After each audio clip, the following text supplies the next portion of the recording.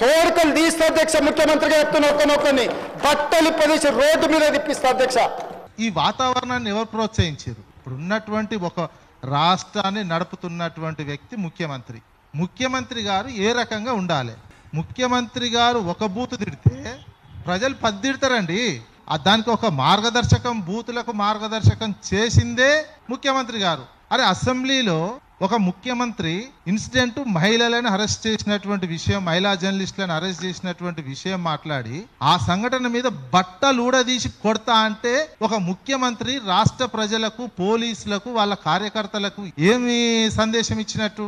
మీరెళ్ళి బట్టలు ఊడదీసి కొట్టండి అని చెప్పినట్టు మహిళా జర్నలిస్టులని. ఓ ముఖ్యమంత్రి స్థాయిలో అసెంబ్లీ వేదికగా అంత ఒక మహిళలను, అసలు సంఘటన అదే బట్టలు ఊడదీసి కొడతా అన్నది మహిళలను ఉద్దేశించి ఆ మాట అన్నది, మహిళా జర్నలిస్టులను ఉద్దేశించి. జైలుకు పంపిన తర్వాత కూడా అంత అసహనంతో, అంత ప్లస్ వాళ్ళు ఏమన్నా బూతులు మాట్లాడారా?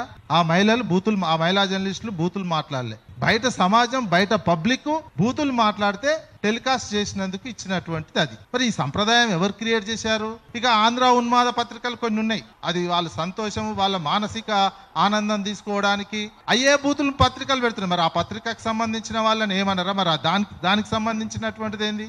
అదెవరు ప్రోత్సహిస్తున్నారు?